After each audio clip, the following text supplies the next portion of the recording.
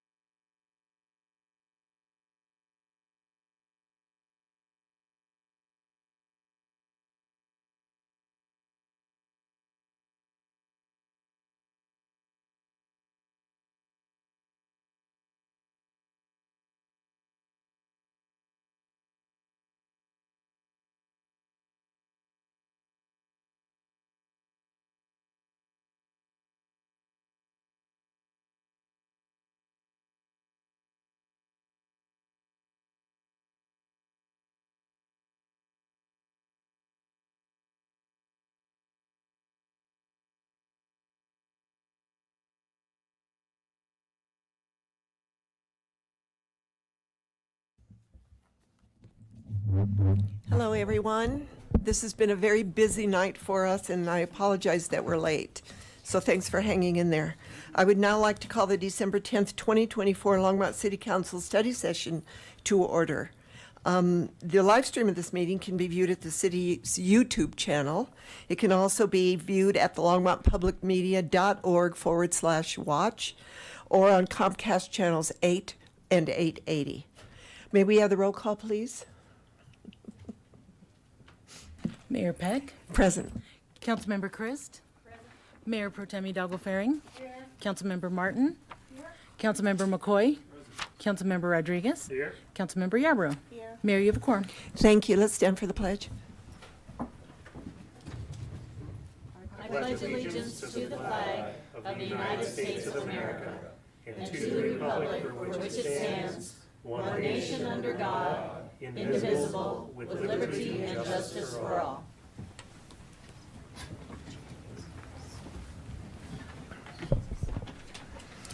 Anyone wishing to speak at first call public invited to be heard will need to add his or her name to the list outside the chambers. Only those on the list will be invited to speak at the first public invited to be heard. Each speaker is limited to 3 minutes, and we would like your name and address. We are now at motions to direct the city manager to add agenda items to future agendas. Do any councilors want to add items to future agendas? Seeing none, we will move on to, actually I'm going to augment this, and we're going to add a presentation. I'm going to augment this agenda. We had, if some of you, city manager, do you want to make a statement? Well, no, I was just going to say, I know Phil, the transportation was coming. He's on his way back from across the street. So Oh, if he you is. have something else you want to. Well, the next thing on the agenda, what we're doing is, some of you may have seen in the newspaper this morning that we have the transit company coming in for our microtransit, and there was a picture. Phil Greenwald is the one that has worked on that for about 3 years, and there he is. So he's running over.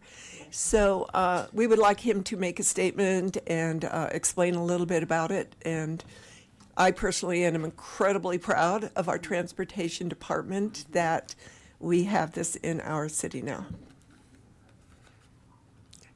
Take a breath, Phil.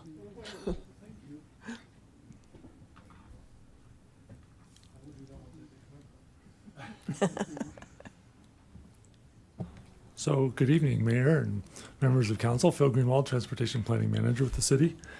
Yeah, running back from across the street was fun. My apologies. But we are very excited that on Monday we did have the launch of our Ride Longmont program. It was great to get a lot of you folks out and about to see that happen. So we really appreciate your time with that. This does need a little bit of history. So I do want to talk a little bit about kind of how we got here. So it all kind of starts with RTD. And we've been struggling with them since I started working here 20 plus years ago, 24 plus years ago. So the first thing that we really talked about with them was how we try to get around the city with those compressed routes that they have. And so only 4 routes in the whole city. And we have been kind of dealing with that as best we can. And one of the great things about this slide is telling us that a trip from Redmond Lane, which is over by Silver Creek High School, is on the 324 bus. And if we want to get from there to Longmont United Hospital today, and you can do this on your app if you want to, if you can do it on Google.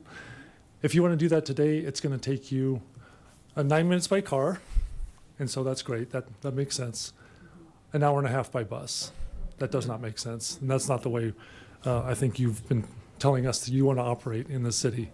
So we've been working with RTD over the years. We've been trying to get it better and better and better. And they've offered a couple different ways to help us do that. And one was the Flex Ride service that is a call and ride, on-demand call and ride service. Used to be called on-demand, or call and ride. And so the idea is that you're supposed to be able to call and set up a ride with them. And there was supposed to be a nice app that worked with that. You'll see what we got, the information that we got back from people who were talking about this and the different reviews that they received. Really, it needs work is kind of the classic line that we get from them on that. So app does not work a lot of the times. You couldn't tell where the drivers were. You couldn't tell the status of your ride. So there's a lot of different things. Glitchiness, inability to track, all those things kind of came up with this. And so really we went to this whole idea of how do we improve access and how do we make it better for the citizens of the of Longmont and us here. So the improved access piece was really critical. Faster journeys, people wanted a faster route across town. The on-demand flexibility piece, where you could really, as soon as you walked outside, you could demand the transit and be able to get it. And that wasn't happening with the other systems. And really a simpler app experience so that you knew when you looked at it, it was very intuitive of what you were going to get. So we did work through the process of bringing on an on-demand operator. And with this, we did have help from RTD. So I will say that they did come through with what's called partnership dollars. And so they're paying about 40% of this cost of this service. So we're very excited to have that start on Monday. So that was a wonderful thing to start. And just to let people know, it's pretty darn easy to use. You just need to go to your basic app stores and whichever platform you're on, just type in Ride Longmont. The app will show up. You download the app. You basically sign up for the service. And then you book your ride. And then you may have to walk a block or two to pick up your ride. It's just to make it simpler for the whole app. And that'll come through here as well. So about Ride Longmont, what is it? We talked a lot about that already. When can I ride? So it really is a Monday through Saturday service from 6 a.m. to 8 p.m. So it does turn off at 8 p.m. So I used it today, but I needed to go back and get my car for tonight's meeting just in case. So, but it turns out I probably could have made it. Sundays, 9 to 5 p.m. So it does reduce a little bit on Sundays. And we're working with all those different things. I know there's been some issues with how the timing works for this. And we're certainly, it's a flexible system. So we just need to see when people are riding it in our city. And then we can make it flexible. We can change it around based on what we hear. How much does it cost? So $2 for a typical ride for somebody. But if you're 18 or under, or 65 and older, or if you have a disability, that price is cut in half. So it'd be a $1 fare for those folks. How do you pay? You basically create that account that we talked about on the app. There's also ways that you can call a phone number, and they can work with you in any language you want. but you'll call the phone number and they'll work with you as far as setting up the ride for you, and the pickup and drop off through a phone call. So you don't have to be dependent on just a smartphone to use it. And then, can you book a ride in advance? This is really meant to be more of an immediate on-demand system.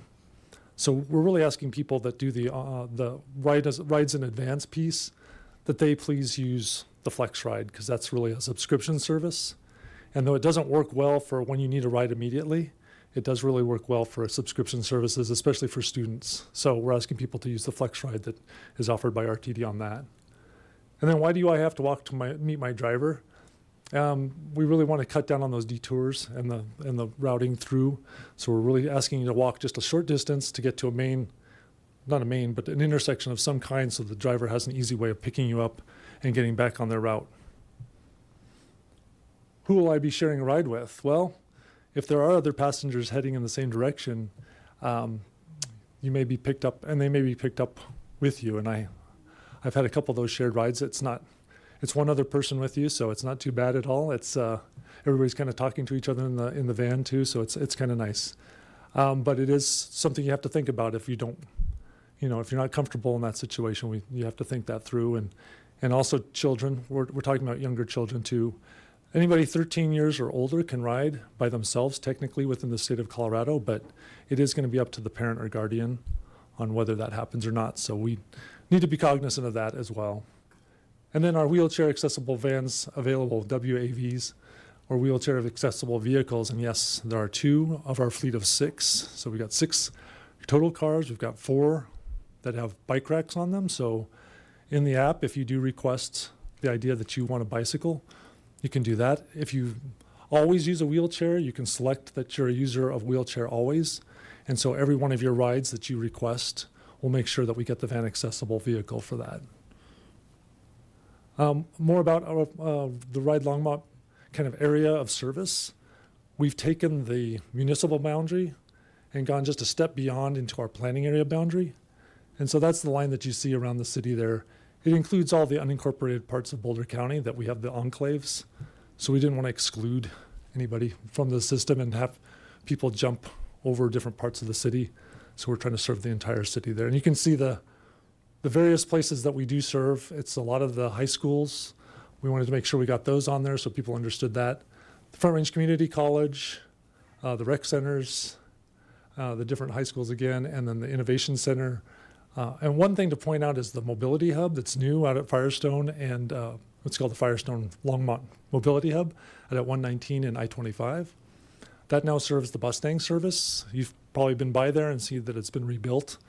And so that larger mobility hub done by CDOT, I need to make sure that I make that caveat, is that's a CDOT, Colorado Department of Transportation facility.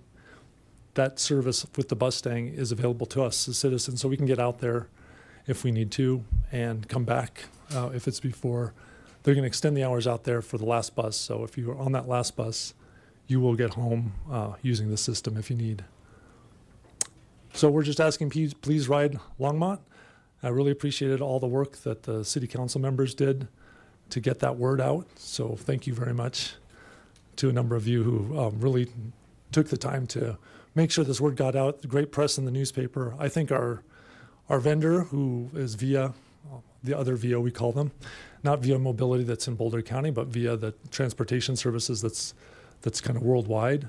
They were very impressed with our smaller city of 100,000 people really going to get a lot of folks. We already have 500 people signed up for the app, and that's more than they really expected.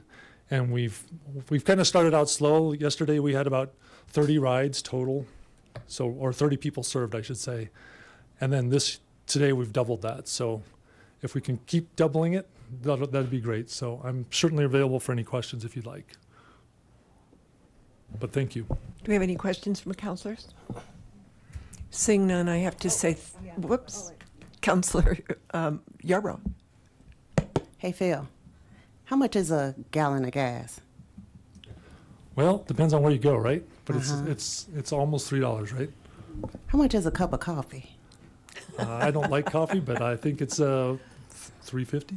Right. So what you're telling me is that I can get a ride all the way from Hoover to UC Health for $2. Unless you qualify for a discount, then it's only $1. What you trying to say? I look older than 65? No. No, I think it's a good deal. Thanks for all that you have done to make sure to get this kicked off. So, and all the staff who participated in this and worked really hard on it. So thank you. Counselor Christ. Do you happen to have the phone number to call for the ride?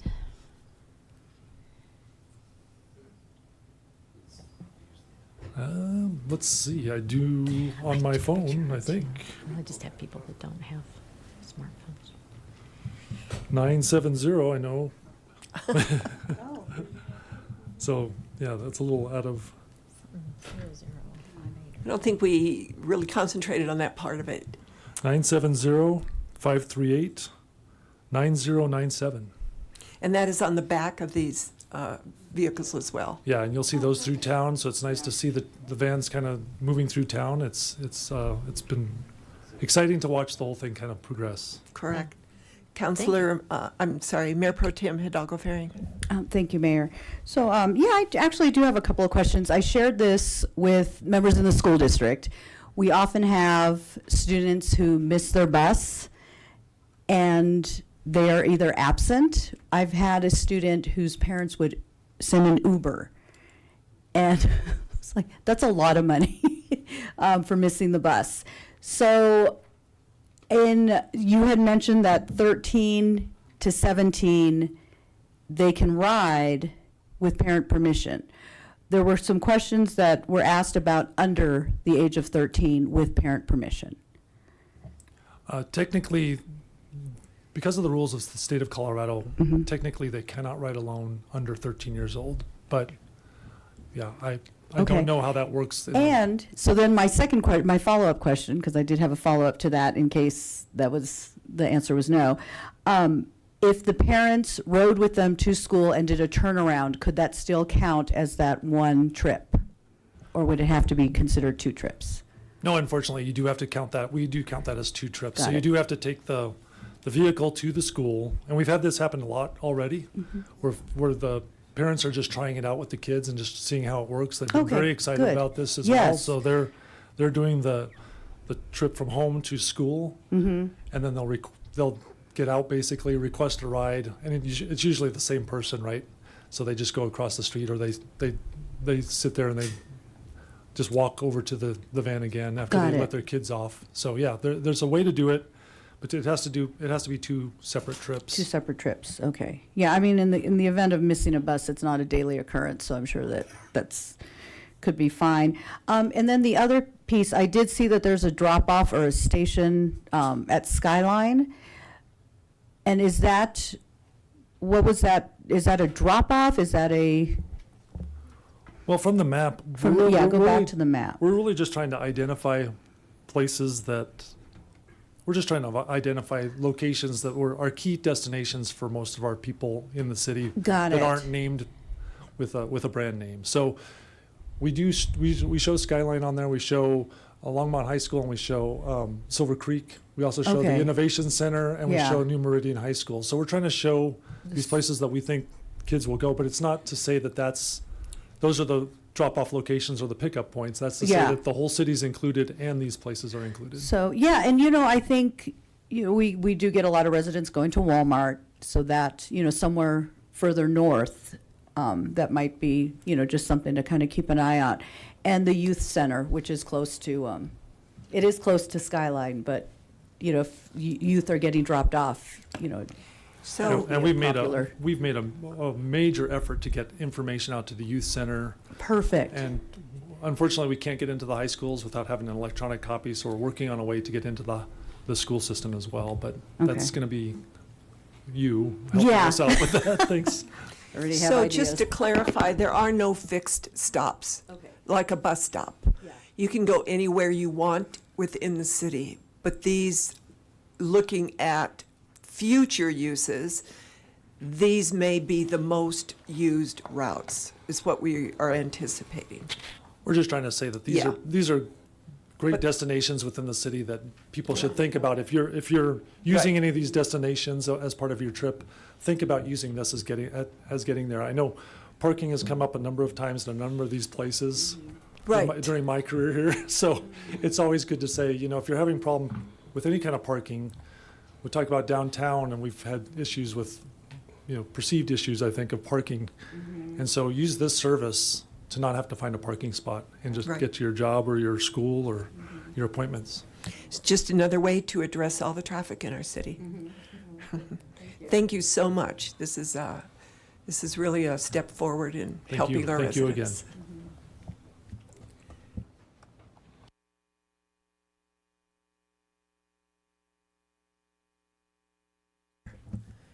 How do I get out of here? I need to get out of this presentation and go back to my screen because we're going to have public invited to be heard next. But I do have a statement written on that screen. Come on. Okay. Thanks for hanging in there with me.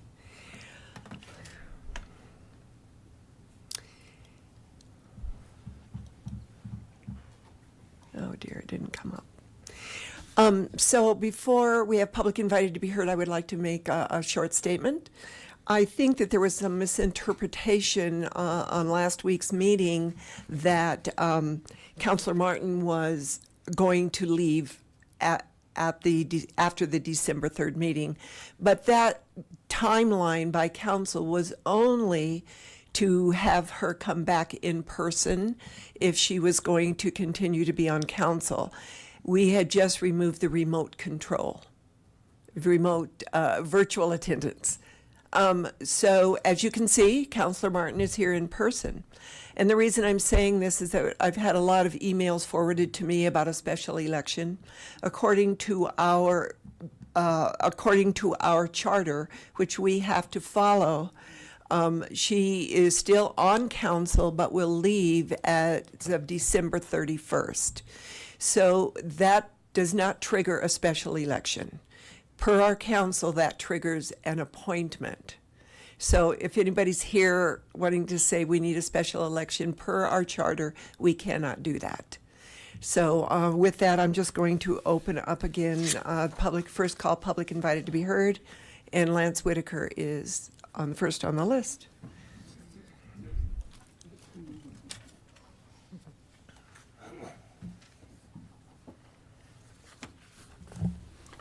Hello, Mayor and City Council.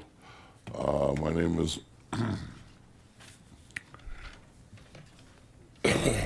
Frog in the throat there. Your name's Frog in the Throat? Yeah, most time. Lance Whitaker, 1750 Collier Street, Longmont, Colorado. Lived here 45 years now, 46. Various different spots in Longmont. I'd like to mention today, Mayor and Council, today is one of my girlfriend's favorite national days, and that's National Lager Day. So everybody go out and have beer, not on me. Everybody also remember that there is a Dewey Decimal System because today is also National Dewey Decimal System. And shout out to all the libraries out there. Thank you for giving us a great system of filing. That should be about it. And Yarborough, you can come over to my house and have a cup of coffee for free anytime, along with the mayor and any of the other council members. I'll be more than happy to serve you up a cup of coffee for free. And you all know my address. So have a nice day. Thank you, Lance. The next one on the agenda is Vic Pizzo.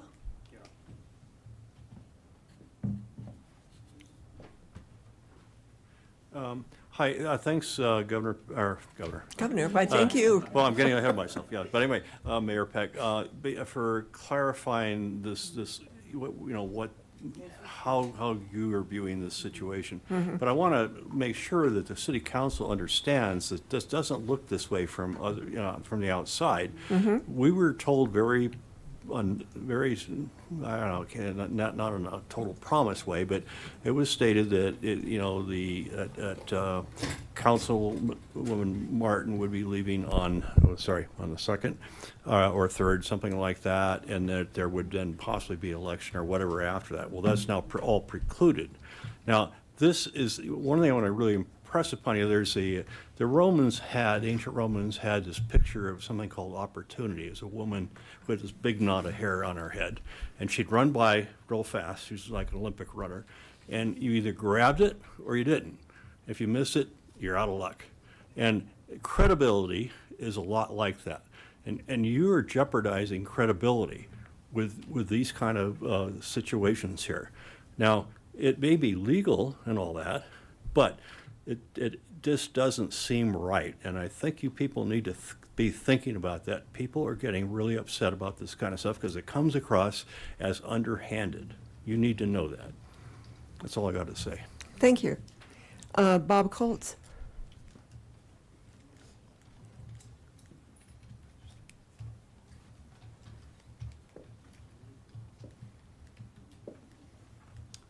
Yeah, that was the issue that I was going to speak about. But my name's Bob Colts, and I'm a resident of Longmont, and I was going to request that Would you City mind, Council... I'm sorry, Bob, would you mind giving us your address, please? It's 526 Abbey Drive. Thank you. So that was going to be my request, that City Council, the member position vacated by Marcia Martin would be determined by special election as opposed to an appointment. And the reason is I believe this gives the people of Longmont the best option for exercising the democratic process and filling the position. So, thank you. You're welcome. Greg Morrison? Or Morrissey? Morrissey. Morrissey. Greg Morrissey at 1648 Harvard Street Thank here in you. Longmont. And what the last gentleman just said, I always thought too. I thought, look at the process, and I read through all the documents. When Marcia was going to be leaving, there's going to be an election. And there should be an election. Perhaps that I need some direction there to show, do I understand the whole thing critical, because I agree with him. The people in that part of the city need to get out and vote and have their voice heard. I think that's very important what's going forward. That's all I got to say. Thank you. Thank you. Steve Altschuler?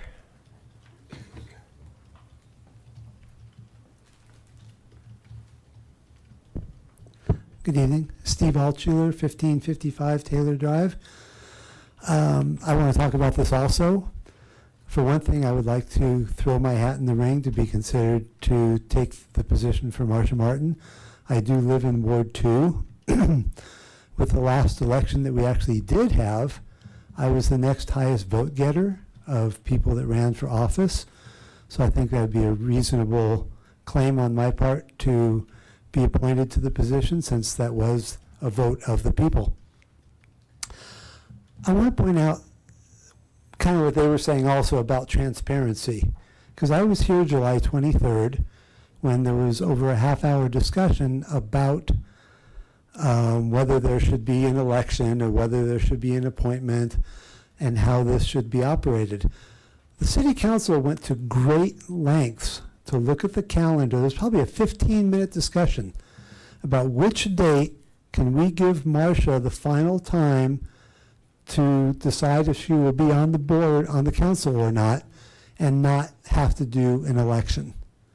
So this is not just happenstance. This was all prearranged in great detail so that there would be no free election and the city council could actually do an appointment. And I don't think that's right. I think that's very underhanded. I don't think that's fair to the city. The other thing, no matter what you end up doing, I think it's imperative that the city council look at this entire situation and make a plan for the future. So kind of like if you're in school, if you miss more than 3 classes in 10 weeks, they can kick you out. So maybe you say if you have more than 3 missed meetings in 3 months, then you get a warning. And if you miss 3 more in the next 3 months, then you have to step away from the city council. I understand this is pretty much the first time this has come up, but it could come up again. And I think there needs to be some specific rules in place so people know how to deal with it. And it's not just up to that current city council at the time to make the arrangement for anything they want to make. So by July 23rd, and I don't remember the exact number of times, but Marcia had missed a lot of times. And by the way, we do all hope your daughter is much better. But there have been times that were on Zoom or she hadn't been here, and that was what brought the discussion up in the first place. So I think it's important that the city council make laws for how to deal with an excessive number of absences in the future. And again, I'd like to put my hat in the ring, and I'd be glad to meet with any or all of you and have discussions so you can see if I'm what you would think would be correct. Thank you. So this is for everybody. So agenda item number D is going to have the discussion and the process going forward. So if you have the staying power, you can stay for that discussion. Well, I didn't know how, Item C. Item C. I didn't know what that discussion would be, if that was just about tonight. No. Or putting your hat in the ring, It's or about what the it was. process. Okay. So hang in there. Cool. Okay. Peggy Altschuler.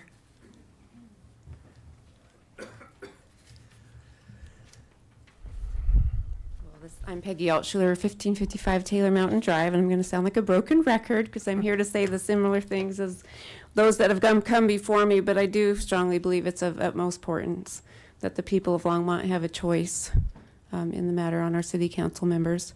I did spend a lot of time yesterday going through the July 23rd meeting, and there was a lot of discussion. 3 of the council members wanted to make sure that that date was set so that there could be a special election. 3 out of the 4 in attendance.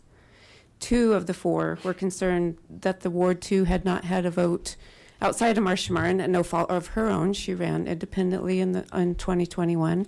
So in 7 years, there has not been an opportunity, other than that, for Ward 2 to have a choice. And it is really important that the people of Longmont get to choose their representatives. Thank you. Thank you, Peggy. Scott Stewart. Thank you, Scott. Gary Hodges.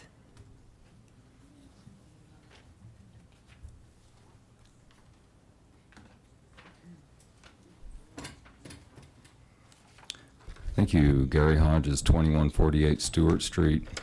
Good evening, Mayor, council members.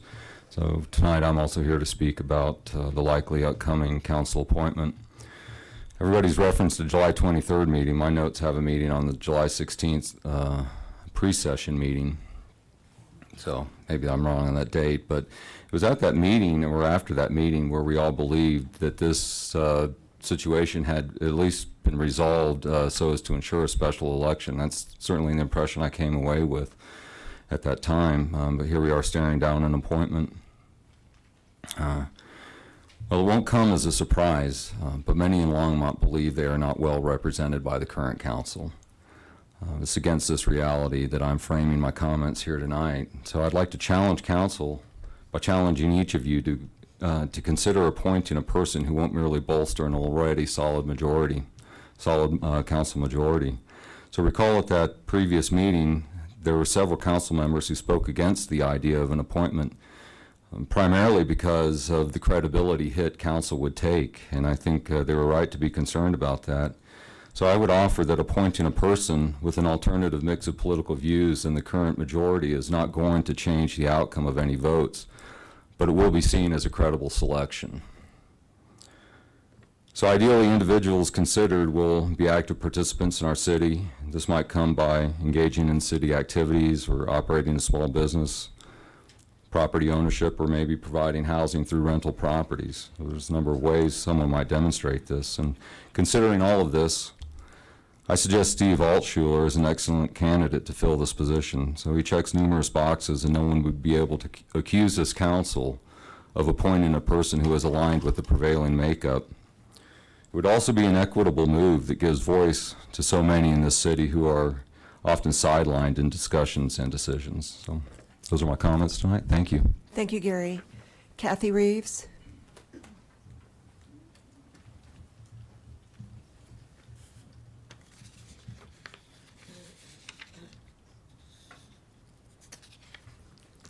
Hello, I'm Kathy Reeves, 2217 Piccadilly Circle in Longmont. Thank you, Mayor and council members. I'd like to address this same situation. It's my understanding that a council member may attend meetings remotely as needed as long as he or she has an intent to return, according to your own rules. When it became clear in July of this year that Councilwoman Martin may not be returning to Longmont in a timely manner, this condition no longer applied to her. I believe it was stated at that time she was either considering or had already signed a 13-month lease in New York. For Councilwoman Martin to delay until now to resign, knowing full well that she would be preventing an election, was not in the best interests of the people. Based on the discussion of July 23rd, she knew that she would not be completing her term of office well before the one-year deadline, because it was made clear. December 2nd, if she were to resign by then, there would be an election. December 3rd, no, it would be an appointment. So everyone knew that. 3 council members made it clear at the July meeting that they would like to see an election of the new council person rather than an appointment. An election is in the best interests of citizens of Ward 2, of which I am one, and is what we are requesting tonight. Thank you, Kathy. I just want to make a statement about the pre-sessions. Those are, we do not make policy, we do not take a vote. It is a way for council can just sit and discuss issues without going against the Sunshine Law. You can attend, but we don't make any policy or give direction or have votes at those pre-sessions. So moving on, I'm going to close public invited to be heard since there's no one else on the list, and we are going to go to study session items. The first one is a 0 reading for a bill for an ordinance amending Chapter 6.40 of the Longmont Municipal Code, adding Section 6.40.40 through 6.40.100 concerning hotel licenses. Do we have anybody to speak to this? Yes, we do.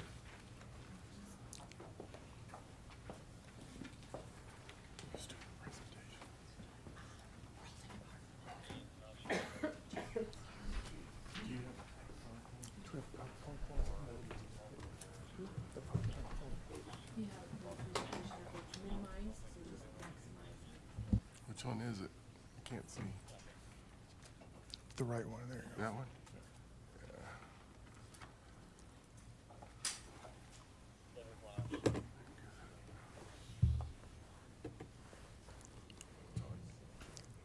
Mayor, City Council, staff, thanks. I am Assistant Chief Maltrude. We would like to present the hotel motel ordinance. A little background is this started a couple years ago when we started noticing that we had an uptick in calls for service to some of our local hotels. During that uptick, we were seeing a lot of criminal activity, a lot of drug activity, and we had very little resources that we could do to deal with that. Through that, we executed some search warrants, and as a result, we worked with some state law and with our county partners to shut a couple of our hotels down so that we could get some remediation done and work through some issues with them to get some of our calls for service lowered. And as a result, you'll see through some of the stats that Officer Kennedy will show you that we had some positive results. As a result, we looked at some options we could do to spread this process around to affect all of our hotels so we could lower our calls for service, create a safer environment for our travelers that come into our community. And as a result, we'd like to present to you guys a ordinance that hopefully will create a safer environment for our travelers and a safer environment for our community.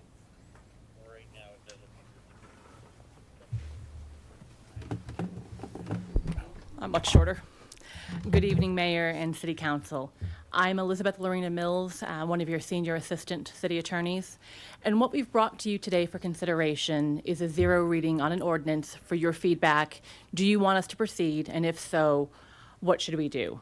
And we looked at neighboring municipalities in the Front Range and Denver metro area where how do we address these hotel motels that are disproportionately using calls for service? And so what this ordinance does is has an enforcement mechanism. It is tied to the calls for service that they are generating to the police for police services. And it is specific to criminal calls. So if somebody is staying at the Hampton Inn and they have a medical emergency, that does not count. Now, if they have an overdose and there's been illegal drug activity, that would count. So we're balancing people legitimately need medical calls for service and versus things that are generating a police law enforcement response. And what we're proposing in this ordinance is an implementation timeline so that every motel and hotel in the city can come into compliance and be bring down their calls for service and have it graduated and give them time to generate that.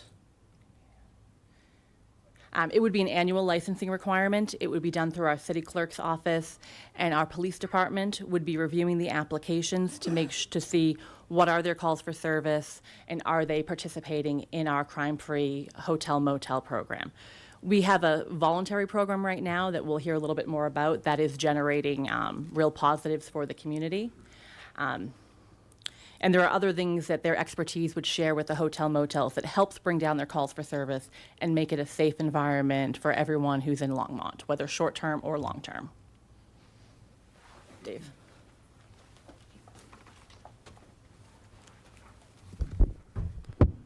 Good evening, Mayor and Council members. David Kennedy, Neighborhood Resource Officer with Public Safety.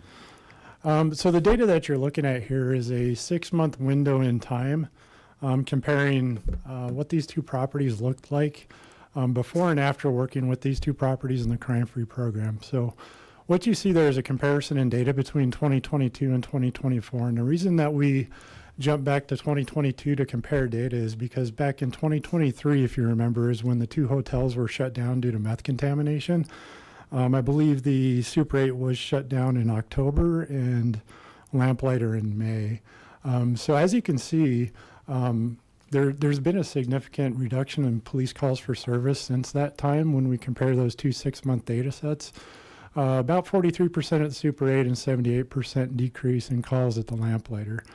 So what happened in 2023 is during the closing of those properties, Chief Maltrud, Sarah Arney, and myself, and some other public safety staff sat down with the ownership and management of these two properties. And what we proposed at the time is we proposed that, you know, we already had up and running now for over a decade in the city of Longmont, a crime-free program, which was working with the rental housing community.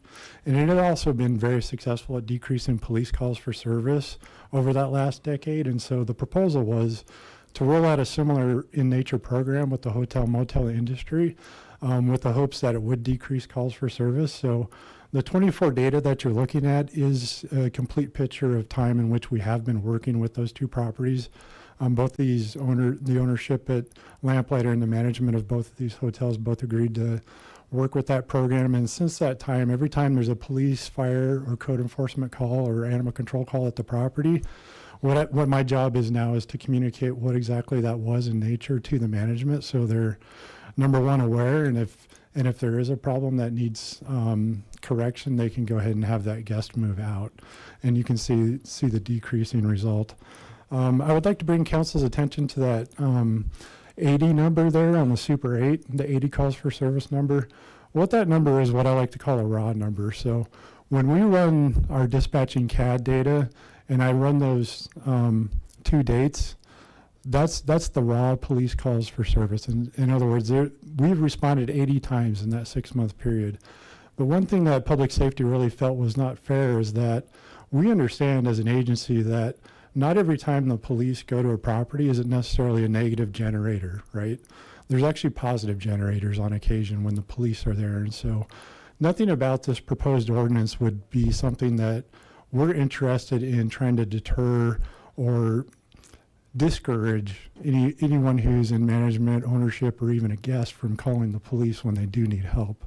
Maybe a good example I could think of a call for service we would exclude would be, say, a medical call. Say a guest at a hotel room is having a heart attack. Why would we ever consider that as part of this ordinance, right? Current dispatching protocols, they do send a police officer to every heart attack call because sometimes the police car is closer, right? And we can start life-saving measures until fire arrives. So that, just looking at that one call, we would now take that 80 number and reduce it down to 79. So I did that for all 80 of those calls for service.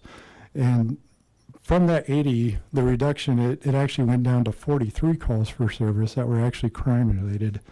And what that did is that puts their current calls for service ratio at 1.3 calls for service per room per calendar year. If we were to extrapolate this 6 months of data into a year, by just assuming that 6 months of data set would look very similar over the next, 6 months and, go from 80 to 160 calls for service. When I ran the numbers for the lamplighter following the same methodology, their current calls for service rate is sitting at 2.4 calls for service per room per calendar year. We did run another hotel, one that's traditionally, since it's been built, has really not been a high generator of public safety calls. I ran data for the Hilton Garden Inn, which is located near the intersection of Kemprat Boulevard and South Martin Street. The Hilton Garden Inn has 105 rooms. They had 49 police calls for service. Once again, I went through all that data, reduced that down to 33 calls for service, which comes out to 0.31 calls for service per calendar year. And that was from a 2023 data set because that contained a full year data. So the current ordinance, what it's proposing is setting our ordinance at 1.5 calls per service per room per calendar year. And that number came from other municipalities, and so really the question is that a number that we could work with? And that's why I ran these numbers. Right now, it looks like the only hotel that currently is going to be over that 1.5 threshold would be the lamplighter. However, as you can see, they've already reduced calls 78%. And honestly, Sarah and I's experience in the crime-free program is, this is something that does take a little bit of time. And the hope is that with more time, we can get them there as well. So with that, I'll pass it on to Sarah, who's going to talk a little bit more about the crime-free program. Thank you. Mayor and Council, Sarah Arney, Neighborhood Resource Officer with Public Safety. We wanted to wrap this back around for you relating to the crime-free housing program and the success that has been ongoing in our community since 2010. Because really the crime-free housing program is just a small segment of the crime-free program to begin with. We've worked with other municipalities, as Dave said. Once we knew we had an issue here and Chief Maltrud brought this to all of our attention, I basically brought up, I said, hey, we work very closely with Lakewood Police Department. They run this program. We went down, visited them, did some homework and brought this back. And so this is why we're here today. But we wanted to bring to you the fact that, we do have reduced calls for service. This brings community collaboration. What we are not doing right now is that the pilot program is only providing them information. They're just getting the calls. With the full pledge or full bore program, I should say, they're going to get staff training, which we do in the housing program, right? We're going to do a security assessment or a SEPTED evaluation of all the hotels, and that I think will even bolster those numbers that Dave just brought up to you. So the ordinance highlights no application fee at this point unless we're given other direction. And then Officer Kennedy just spoke to you about the calls for service rate, and right now it's set at 1.8 to allow them to come into compliance and eventually go to 1.5. And they already discussed with you the medical calls and that nature. And, we do see the traffic citations where the property address is used. We often pull people over in these places. So we'll have to go through that data and ensure that those don't count. So council direction, option 1, direct staff to bring back the ordinance is originally proposed today for the first reading. Option 2, bring it back with council's recommended changes today for the first reading. And option 3 is we do not proceed. Any questions? Thank you. I'm going to open it up to council for questions or comments. Councilor Rodriguez. Thank you, Mayor Peck. Is there any room for some discretion in the sense, as you already enumerated, like lamplighter is down 78%, which is statistically a significant margin, right? And I think part of it is that they have a much more limited number of rooms as compared to some of our other facilities, right? And so I was just wondering if there's any wiggle room when you're working with somebody who at this time seems very willing to try to get everything under control, as we go forward, or is this just going to be a hard stop?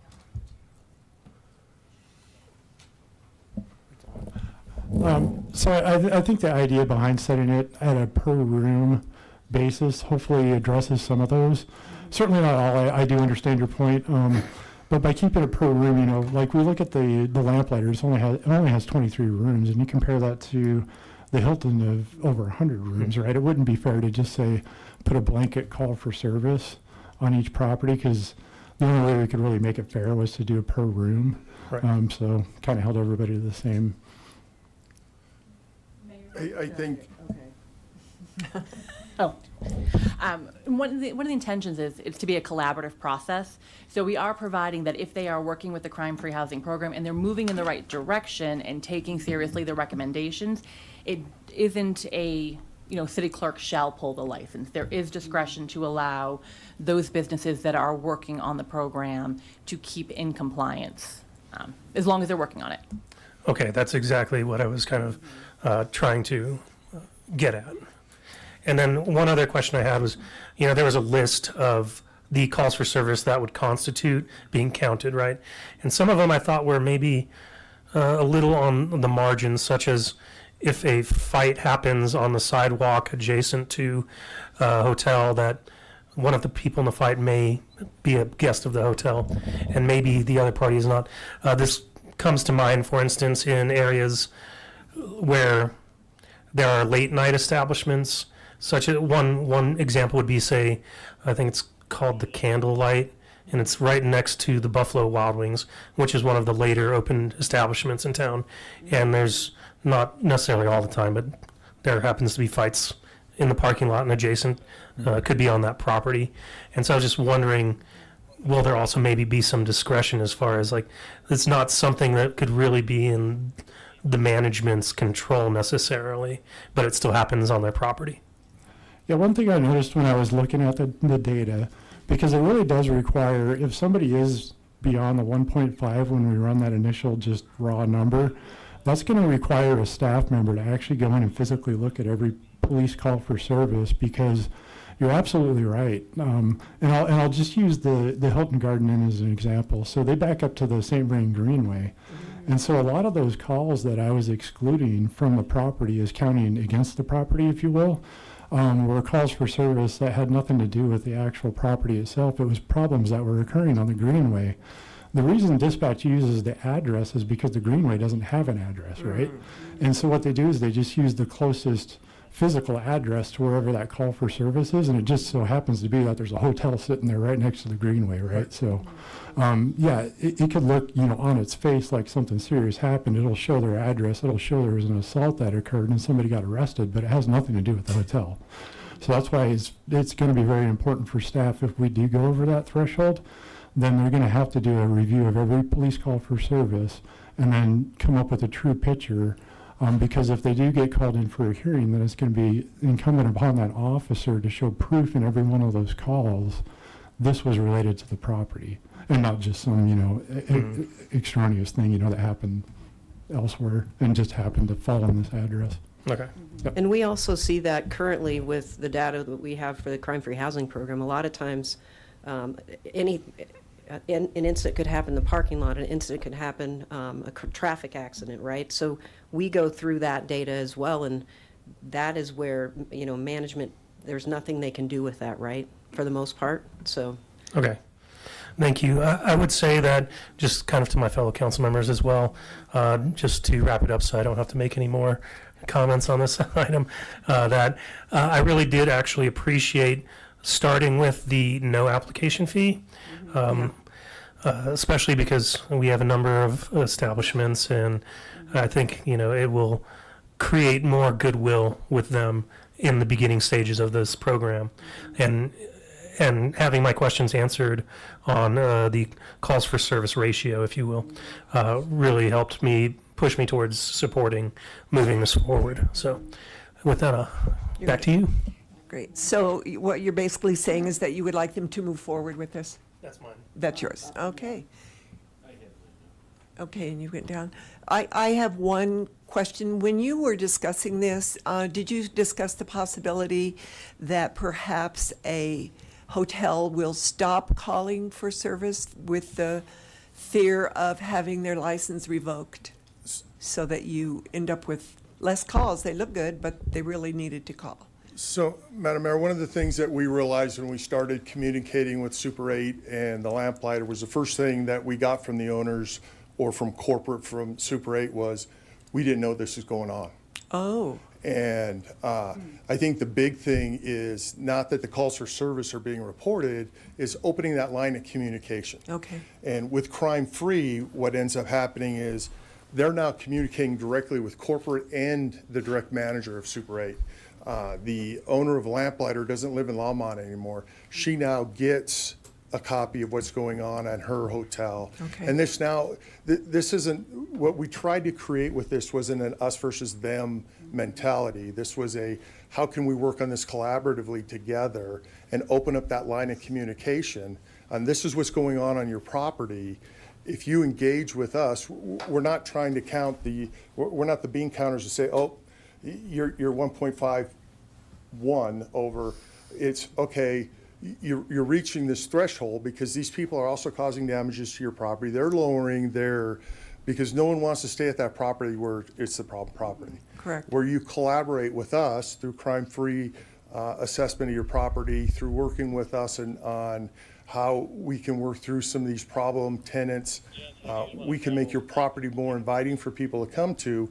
It lowers our calls for service. It helps put our officers back out on the street doing the things that they need to be doing. It helps everybody involved. And that's where we looked at this ordinance and how this can be beneficial to everybody, not just a punitive measure. So I think that's where the benefit really comes in on this, is it doesn't cause them to, hey, don't call us, because what we're going to know, what we know is in the beginning, we're probably going to see a little increase as they're trying to work through how we deal with these problems. And then as we work with them and give them some more skills on how to deal with it, then we start seeing that drop in the calls for service, and we get them to where they need to be. It's more, are you engaging with us and working to get that taken care of, or are you ignoring that problem and it's now getting to this 78% that we got to deal with? Okay. So that's what we're looking for. Well, anything that makes our city safer, I'm in for. So I would agree with Councilor Rodriguez. Councilor McCoy. Oh, Martin, I'm sorry.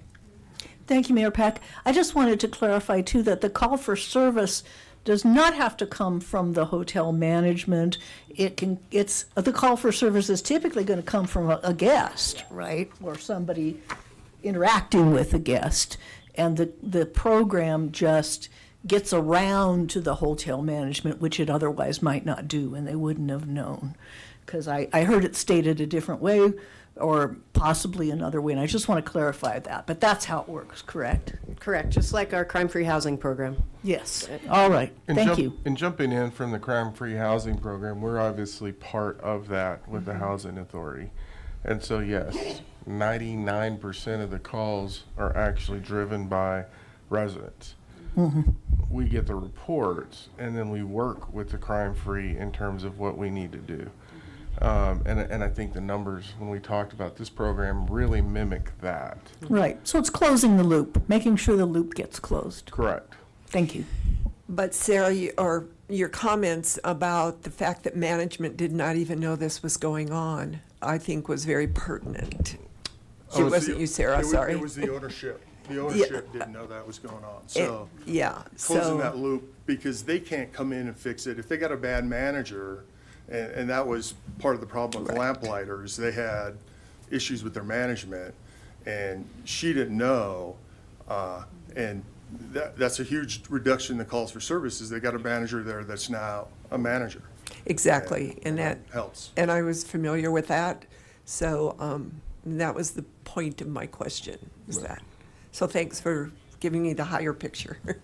I agree that I would like you to go forward. How about other counselors? Do we have do you just want to start with Counselor Yarbrough? You're a yes to go forward? Option one.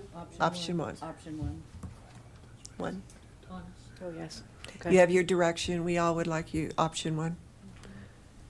Great, and just so you all know, we've been in communication with Sarah with Visit Longmont Oh, regarding, okay. and so I met with her several months ago and actually spoke with her again this morning, and there's opportunity to talk to the folks that are on her group, the group that she gathers. Right. So she's going to talk with them this week. Perfect. Okay, thank you so much. All right, we are going to move on in our agenda. Come down just for this, did you? So, number B is a consideration of a council resolution establishing the fee for cash in lieu of water right transfers. And we have Ken Houston.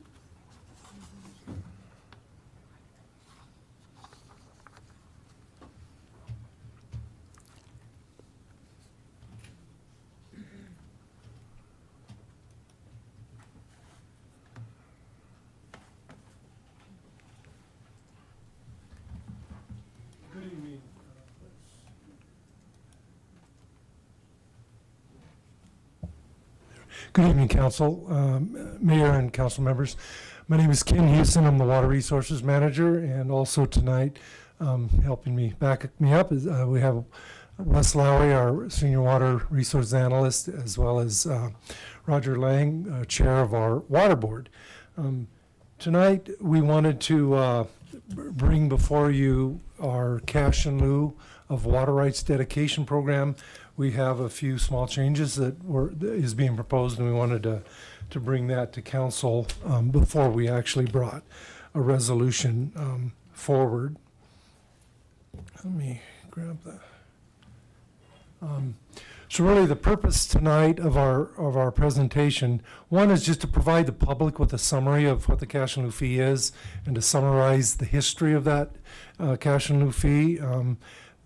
Then we would like to describe our current cash in lieu fee setting criteria, how what we're currently using to establish that fee. Then we'd also like to describe our cash in lieu fee process, or the methodology that's using. There are a couple of small changes in that methodology that we wanted to inform the council about, and then ask City Council for direction about that methodology. So first, we'd like to quickly describe the cash in lieu fee itself. Whenever a property annexes into the city of Longmont for development purposes, you're required through what's called the raw water requirement policy to provide the city with water for that development that will eventually go on that property. Currently, that's 3 acre-feet per acre of land that's annexed, and typically there are two facets of that. One is what's called the historical water, i.e. water that's on the land when it annexes. It's usually most of the property around Longus farmland. We get about 2 acre-feet of water, about 2/3 of that requirement in water that's historical. And then the other 1/3 of that, the development community normally brings in non-historical water. There are other water rights that are available that they could bring in. One of the things that historically, clear since the formation of the Water Board in 1963, we've had what's called the cash in lieu of water rights dedication. That's really an optional payment method for the development community in case they don't want to bring in non-historical water. In the past, honestly, it hasn't been used a whole lot. It wasn't used a whole lot because there was plenty of non-historical water. As we fast forward to today, there's less and less non-historical water out there available. So we are getting a little more cash in lieu of water rights just because it's difficult to get that. But it is a voluntary, so it's not required to do. So some of the uses of that fee, I'd like to go just to highlight real quickly both the historical uses of that fee that Longmont's put it to, and then some of our future uses. In the past, we use basically the cash in lieu fee is used to develop new water supply. So that's a pretty generic description. But there are a number of ways we have historically done this. We do it for water rights change cases to help pay the cost of water, both historical and non-historical. We use it for our water conservation programs, realizing that you can either get more water or you can save water. And so that works well for us. In the past, we've used it for acquisition of Union Reservoir, some of our original shares in that company. We currently own about 85% of that company at this point. We've used it in the past for the Windy Gap diversion project. I'll describe that in a minute here, as well as paying for the Windy Gap firming project cash financing. When we entered the Windy Gap firming project, we paid some cash up front, what we had, and then we also took out some bonds, and so we've had a couple years of bond payments for that. We've also in the past acquired different non-historical water rights, and then we've also acquired property around Union Reservoir for the eventual enlargement of Union Reservoir. That benefits a number of benefits there. So we've used that cash in lieu fee for a number of different uses. What are we going to do in the future as we continue to get additional cash in lieu? It's kind of not an actual priority, but it's a rough priority. The first use of that will be to pay the Windy Gap firming project bond debt and water and continuation of our water conservation programs. We want to make sure that bond debt for the Windy Gap firming project is paid through, not through water rates, but through there's really two areas. One is the Windy Gap surcharge on tap sales, and another on the cash in lieu. We will also continue to use it for water rights change cases, acquisition for future water, property acquisition for future water supplies, as well as three future projects. One is Union Reservoir Pump Back Pipeline. That's one of our future water supplies. Union Reservoir Enlargement, which is one of our future water supplies, as well as an occasional water right acquisition. Actually, water right acquisition isn't our primary purpose for that fee, primarily because Longmont's had a long-standing guiding water principle of not going out and trying to buy and dry the farms around town. That's part of our community is the agricultural farmlands around the community. So, so just real quickly, how have we based the criteria for setting the cash in lieu fee? For many years, from 1963 till 2012, the fee was primarily based upon acquisition costs of Colorado Big Thompson units. Partially because we have acquired some of those units over the year, but also it's got a really good market, so it was really easy to track. That worked real well for a lot of years. Unfortunately, in the early 2000s, more and more demand on that project occurred, so a lot more of the units were being acquired by other water providers, as well as the fact that as more and more of those units are acquired, there's fewer units that are available, and so the price went up in 2000, you could buy it for in the $5,000, $6,000, $7,000 range. Within 10 years, it was up in the $50,000, $60,000 range. So what happened for Longmont when we were looking at that price in 2012 is both Water Board and City Council said, that's starting to get away from us. And we knew at that time we wouldn't be acquiring any additional CBT.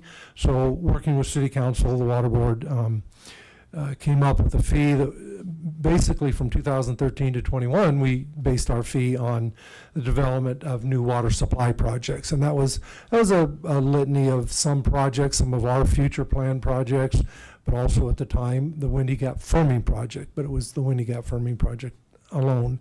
In 2021, Council asked staff and Water Board to review that criteria again because it was only the firming project, not the entire Windy Gap project. So in 2022, Council adopted a fee methodology that utilized the entire Windy Gap project. And the Windy Gap project really consists of the original parent project, which was a pumping plant, reservoir, and pipeline on the west slope to provide us the water rights, and then the Windy Gap Firming project, which was the project to store the water and firm that up. So historically, the city of Longmont since 1963 has received about $19 million in cash in lieu. More of that has been recent because of less non-historical water. Right now, we're acquiring about $1 million a year, and that's fairly variable. As you know, development is variable. So what I wanted to do is, just for the benefit of those who aren't familiar with how those two projects, the parent project and the firming project, is describe both of those projects. The Windy Gap pumping project, the original project, actually Longmont's mayor, Ralph Price, went over the West Slope and filed for that water right in 1967.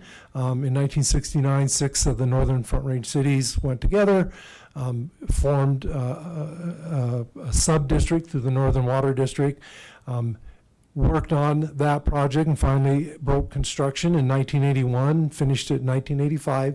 At that point, we had a viable pumping project. Longmont took its first deliveries of the Windy Gap water in 85, and then it was issued a 30-year bond, the project did, and that was actually paid off in 2016. Then the other half of that project is the Windy Gap Firming project, which is basically the storage reservoir. This is a picture of the recent construction of that project. That project was implemented first in 1999 when we started looking at sites and started the federal permitting process. We got permits for that in 2014, 2017. In 2021, we settled all issues related to the permits and the construction and started construction, broke ground, and that project is scheduled to be completed in August of 2025. So we're getting really close. It's about a 350-foot tall dam, and we just did this week go over 300 feet. So it now is the tallest dam on the east slope of Colorado. There's a couple taller ones on the west, but that project is well on its way, and it's will be done this year. And we're really hoping that we'll be able to start putting water in it before the end of next year. So here's some of the specific cash in lieu considerations, process considerations. That Water Board, over the course of setting both the criteria and the methodology, did. The first was we looked at the fact that this is an impact fee. So Water Board worked closely with our city's legal department to make sure that the methodology we used tracks with state requirements for state and federal requirements for impact fees, which it does, and we're pretty confident with that. Then we looked at evaluation criteria. What do we use? That's really where we came down to utilizing the Windy Gap project, both the parent project and the firming project, as the criteria to set that fee. That is primarily because a largest portion of the fee over the next 20 years will go to pay for the bonds for the Windy Gap firming, and we have paid off the bonds for the parent project. And it's a really good project to use, and we have good data on all of it. Then jumping to the valuation methodology, we actually go to looking at the cost. For the parent project, there are occasional sales of the parent project allotment contracts. So the most recent sale was Platte River Power Authority, sold 5 units and did it on an open bid, and so that was a good competitive basis. And that's the criteria we'll be talking about tonight, and if council approves it, we'll come back in January with the actual resolution. That's on the parent project, and then the Windy Gap firming project is simply the bid cost, the actual cost of constructing that project. So that's the methodology we use to calculate that fee. And so we wanted to talk about that a little bit. And then finally, wanted to talk a little bit about the timing of the fee adjustments. We always try to listen to what we're hearing from our constituents. One of the things we heard from some of the development communities was that it was hard for them to have a fee change at different times of the year and without a lot of forewarning. So we did work with Water Board to talk about that one issue, and that's really one of the issues we wanted to talk about today. We're proposing a different fee. So really there's just 3 areas that we would like council input and direction on the cash in lieu fee tonight. The first is changing the cash in lieu fee only once a year. In the past, our city code says that Water Board will review, at least on a quarterly basis, the cash in lieu fee, and they do that, and they will continue to do that. What we are proposing to bring back to council in January with a resolution is basically Water Board will continue to review that quarterly, make sure there's nothing's getting out of whack, timing wise. But what we'd like to do is on the quarterly reviews are March, June, September, and December. And what we'd like to do is on the June quarterly report review, Water Board would make a recommendation to City Council for any change on the fee, that it would then come to council in the August, September time period. And then once council approves that change, we will actually have it effective on January 1st. That gives the development community, that gives other people about 6 months to get ready for that. It can be a little, for some developments, if they're large, it could be, it's not uncommon to have, a few hundred to $500,000 in a cash in lieu fee. That's over a lot of units, so it doesn't, per unit, it's not a huge fee, but it's still money. So that's kind of where we came down with. Some pros and cons on that. The one thing we do want to highlight is in the past, when fluctuations of water acquisition go up and down rapidly, such as happened with the CBT water in the early 2000s, it's hard to catch that. You kind of feel like you're behind. And with our current criteria of using the Windy Gap firming project, though, we actually don't think it'll probably be 2 years or so before there's a big change, because there aren't that many units of the parent project. And the Windy Gap firming project, as soon as we're done with construction, that price is set, and so that won't change at all. So we feel at this point that makes sense and gives the development community a little bit of time to think about that. The second question, I guess, would be always is the option of, is the current fee setting methodology that we use, both the criteria and the methodology, acceptable to council. It puts us in, well, the next bullet point is the actual price. It puts us around 60,000 an acre foot. So we're still a little bit lower than many of the front range water providers, but it's enough. And then finally, after review and using the methodology that we do use, the Windy Gap project, that current calculation would be 59,625. Our current cash in lieu fee is about 48,000, so it's a little bit larger increase than we normally get. We've only had one. In the past, we've only had one increase in that kind of range that has been that large of an increase. So we wanted to make sure council knew about that, rather than just bringing you a resolution and asking you to pass that large of an increase. We believe the water board's done an outstanding job of reviewing all the issues and really thinking this through, and we appreciate their effort and their time in doing that. So at this point, staff will plan on bringing back a resolution in January to set the cash in lieu fee, but wanted to open it up to council if you had any questions or any input beyond what we discussed tonight.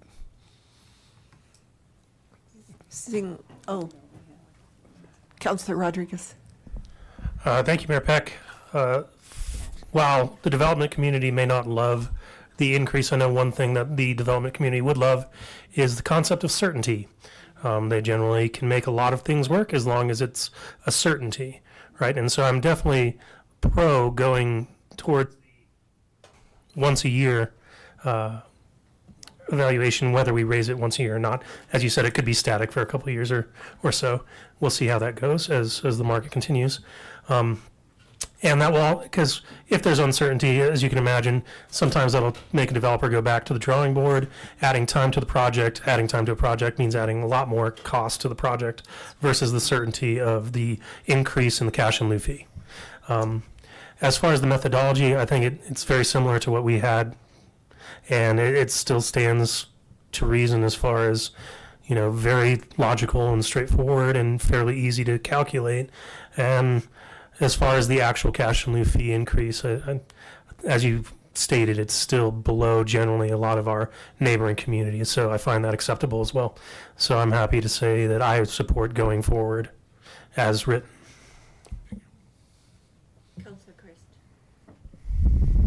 Mr. Houston, let me compliment you on your presentation. As I was thinking of questions, you were answering them real time, so I was very impressed with that. Whoa. Yeah. You don't get that often. Yeah. Yeah, and I know how very considered this decision was for the water board. So I support all three, actually. I just have one general question, and you do feel that new fee of $59,000 is adequate for potentially the next 2 years, but you want to review it at the end of the year. Is that correct? That is correct. We do feel it's adequate. Actually, what we feel is we're probably not going to see much of a change over the next couple of years. Water board will still continue to review it quarterly, and so we do have that assurance that if something happens in the interim, I believe water board and staff will recommend we come back and look at it. So we're not setting once a year in code or anything like that, but that'll become our practice. But yeah, it is adequate. We believe it's adequate and will be adequate for a while, because I actually don't expect any sales of the parent project for another year or two, and the Windy Gap firming project is very close to complete. So we hope we don't see any substantial increases in that. So we think we're doing good. Okay, well, I support all three. Seeing no one else, I support all three also, but putting this in layman terms from the questions I know I'm going to get, basically developers have to, when they have a development, they have to bring water into their development with the water rights that they own, if they own any water rights. That is correct. And if All of their historical water rights have to be dedicated, and then if it doesn't meet 3 acre-feet, they have to provide that. And that's sufficient water for the development. So the water in lieu, why am I saying that so stupidly? Is basically they are buying water from the city for their development then. That is correct. Okay. Very simply, that's what this does. That's a simple And answer, that yeah. is the cost of what the city pays for. It's under what the cost that the city pays. Yes. So, thank you. Hopefully, we don't have a drought. So Yeah. We don't And want, I agree with all three things. Agree. Okay, you have your direction. okay, thank you very much. We will return in January. Thank you. Thank you.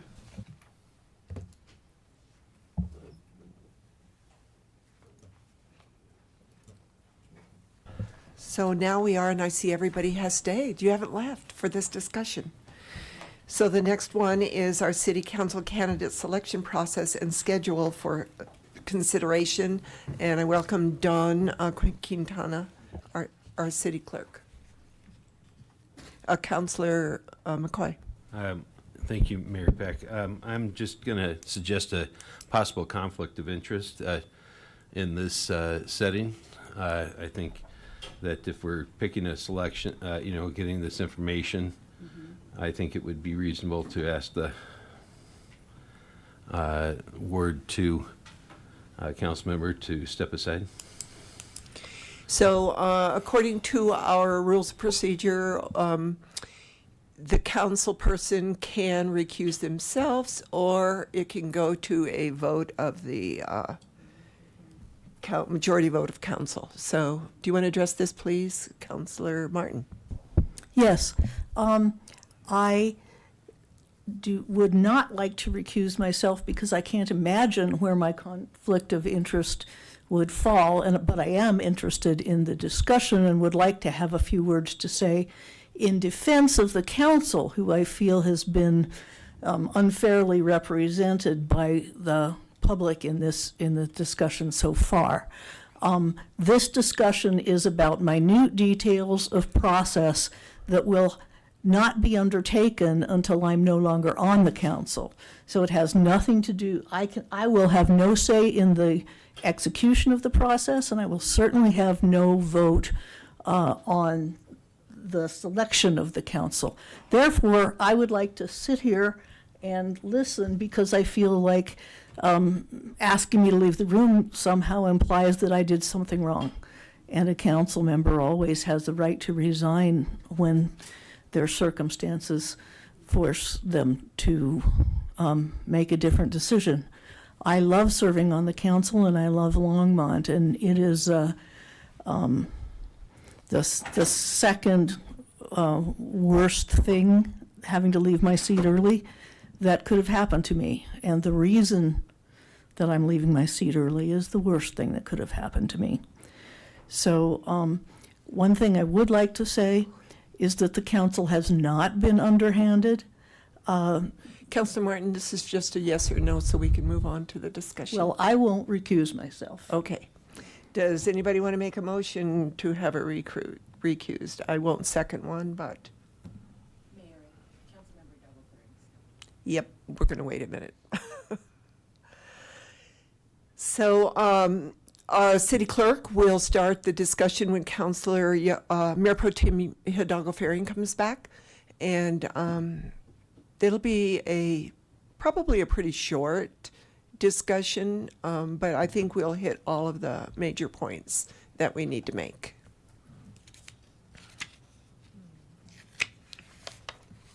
So maybe we should take a 5-minute break, all of us. We're gonna take a 5-minute break. Thank you, Mayor. Hang in, it's just 5 minutes.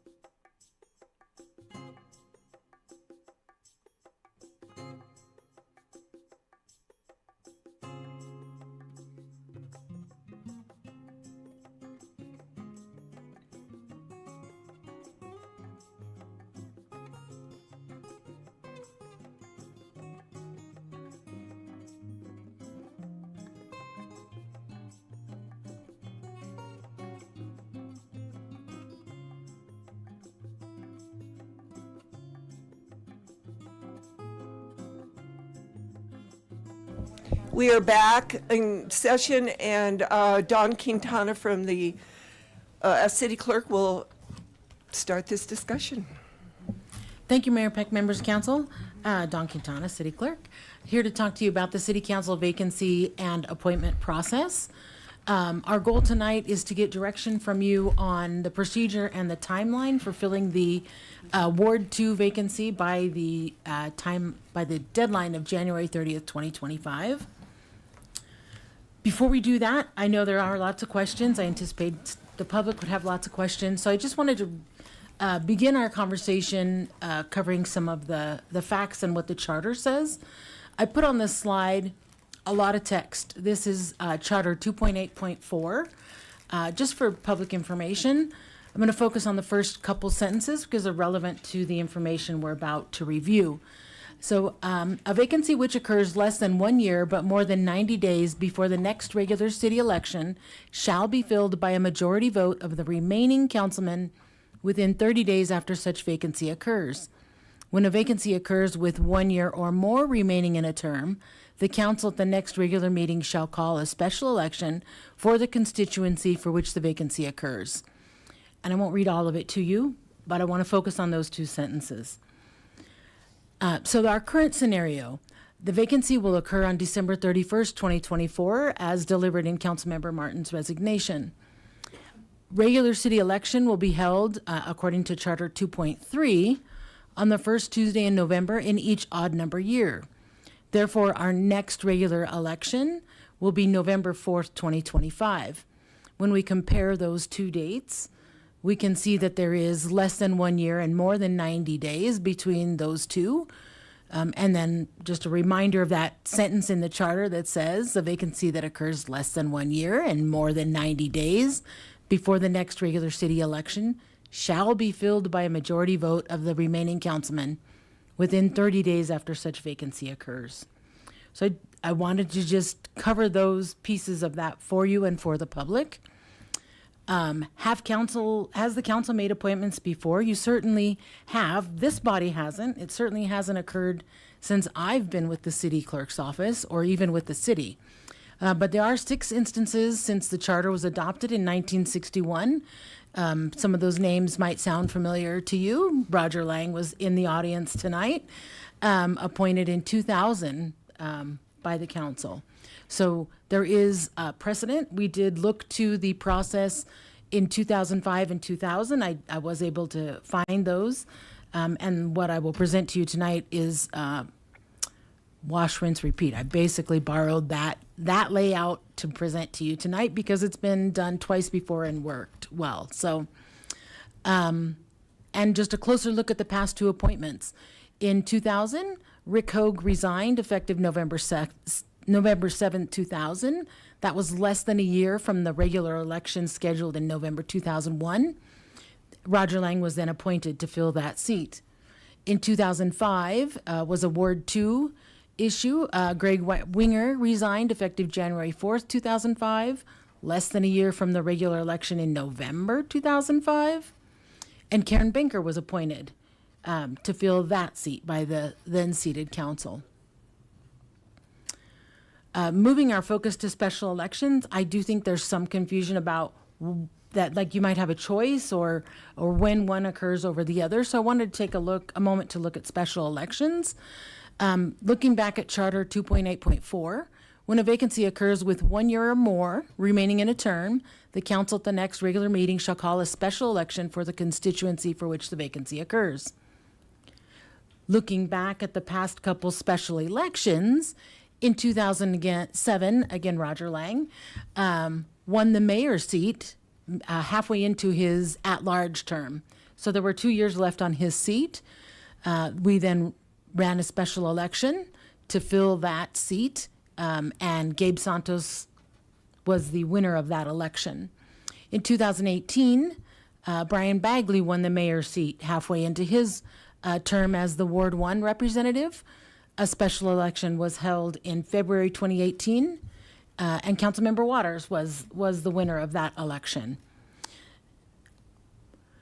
And there might be questions because 2021 and 22 was a little bit wild. When Mayor Peck was elected mayor in 2021, she had 2 years remaining on her at-large seat. Again, looking back at Charter 2.8.4, the council shall call a special election. As some of you may recall, maybe you all recall, we had numerous challenges with the scheduling of that special election.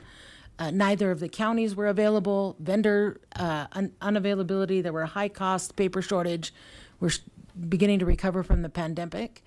But the council did ultimately set a special election in November 2022, and Councilmember McCoy was the person elected at that election to fill that seat, and then again ran for a full term.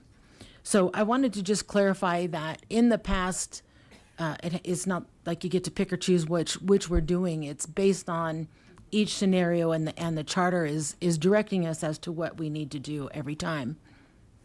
So I wanted to just pause there and see if you all had questions there. From the discussion, it sounds like you all are relatively clear, but I'm happy to pause. Martin?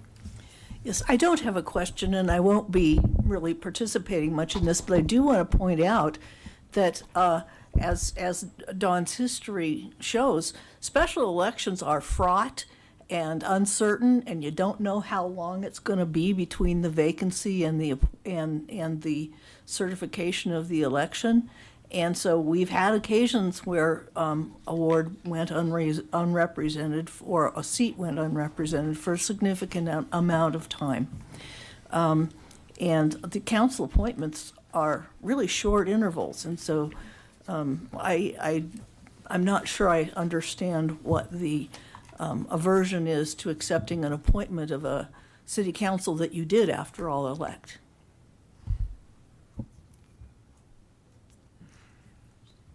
Okay, you can continue. I see no other questions. Thank you, Mayor. So our task at hand is how to accomplish an appointment by January 30th, 2025. So this is what the charter does not specify, how. So realistically, you could just pick someone and appoint them. The charter really doesn't say how you will arrive at an appointment. Or you could follow a process like one that you have followed before, or councils like you have followed prior. We did a little bit of searching. We looked at something off of the attorney listserv that came from, I believe, the city of Lafayette. That was very similar. Town of Windsor has done recent appointments, also very similar. So we felt like that process that has been followed before was a great option to bring forward. But truly, you could just choose somebody to appoint. It's not specified. We do suspect that a public process is what would be chosen by council because it's more transparent and all of those great things that we like to see in local government. So the proposed overall public process in a big picture layout would be to announce the vacancy in the process. Applications are submitted by the defined deadline to the city clerk's office. City clerk would have the job to make sure each person meets the criteria, that they are residents of Longmont, et cetera, et cetera. Those meeting the criteria would be scheduled for a presentation and interview during an open meeting. Council would vote by ballot to make an appointment after this presentation interview process, and then we would swear that person in. I'm just going to keep going. We'll come back to questions. I think it might help to just keep going. If we dive in a little deeper, the interview process that was followed previously is what's on the screen. So each applicant that is deemed to qualify to meet the criteria to serve as councilman would have 5 minutes in an open meeting to provide a presentation to council, and the rest of the applicants would be sequestered during that time. After each applicant has given their 5-minute presentation, the council would vote by public ballot for no more than 3 applicants. The clerk would tally the ballots right there in that moment, and anyone receiving 3 or more votes would be asked to stay on for a public interview. Each council member would then, we would have a public interview with each person. The applicants not being interviewed at that moment, would be sequestered until it was their turn to be interviewed. And then, of course, after interview, they could sit in the audience. But each council member would have one question they ask every applicant.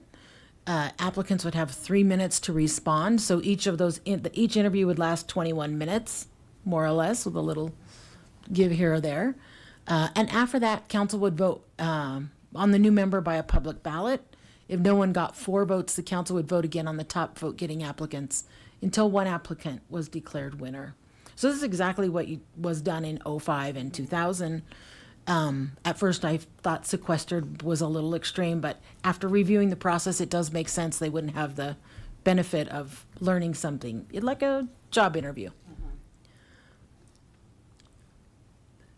The question after we look at process is then timeline.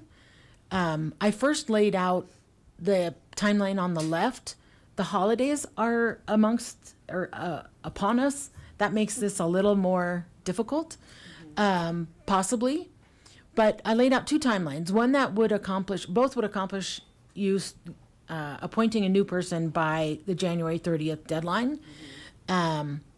One would do that by January 28th. The other would do it faster by January 7th, so that you would have a vacancy for less time. But really is your preference how quickly you wanted to move or not move. These are just ideas. So with an expanded timeline, allowing more time around the holidays, assuming people might be traveling, might miss the notification, might not have time to submit something, we suggested December 16th to start things, close applications after the holiday on January 8th. On the 21st, the suggestion is to change the open forum to make that a interview session and appointment meeting. It would be an open meeting, just like any of your other meetings. And then we would have our staff orientation for new appointees, like you all have gone through with staff. Such a joy, right? Mm-hmm. And then the 28th, we would swear that new person in, which is an already scheduled meeting. So this timeline doesn't add meetings to your plate, allows time for people to get this done. but it also leaves you with a gap without a seventh person for the month of January, mostly, right? The accelerated timeline means we get to work day after tomorrow, accepting applications and letters of interest. We close applications December 19th, so 1 week later, we would call a special meeting for you to do interview, session, and appointment on the 21st, and then schedule orientation after the holiday and swearing in at the first meeting in December. We'd have to do a little schedule adjustment on January 7th because that's slated as a Board of Commissioners, so we'd have to add a quick meeting there for swearing in, but could be accommodated if that were your desire. So our questions are, do you have changes to the process, to the interview details, and which timeline? What would you like us to do? Councilor McCoy. Thank you, Mayor Peck. Well, I've never been a real fan of this. I feel it's a bit of a anointment, but if we have to, then of course, if you can go back one slide, Don. Of course. There. There. You know, I think this process at least is transparent enough for people to feel at least their voices are heard. When you go forward to that slide 16.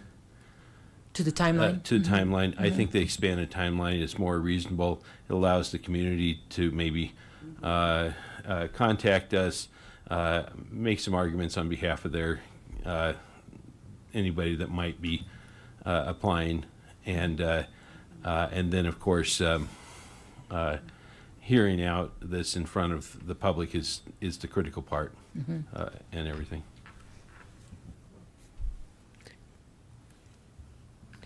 Mayor Pro Tem Hidalgo Ferring. Thank you, Mayor. I agree, the expanded time, and looking at the accelerated, I worry that applicants would maybe miss, they'd be out of town. So this one, I think it gives us enough time to get the word out. And then in looking at what we have scheduled, we have the 17th of this month. We have nothing, the holiday break, Christmas and New Year. And then our next one, we have a LHA on the 7th, and on the 14th is a regular session. So that's 2 meetings. The 21st would be the open forum. So it's just 2 meetings, and one's an LHA. So I move for the expanded. I do want to put it out there on the record that I don't feel comfortable. I would have liked to have seen a special election to give that voice to the people. I've heard from legal that, in looking at and analyzing our charter and what those words mean, we don't have a choice in where we're at today.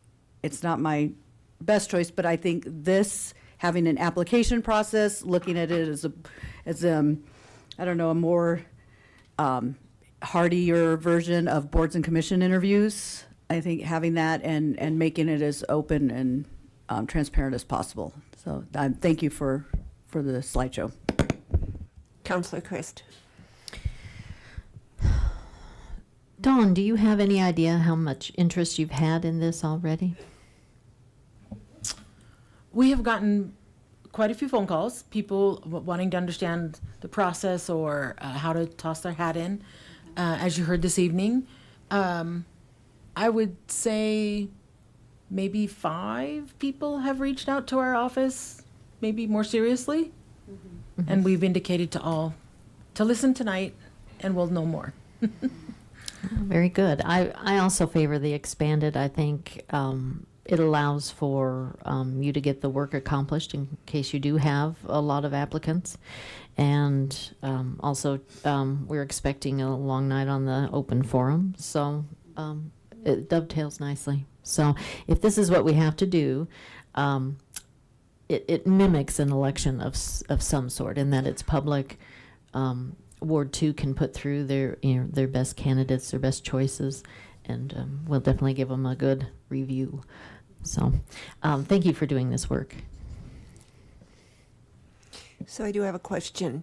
Where will the application be? Is it going to be online? Will it be in hard copies that they can submit, maybe through the paper? How will that work?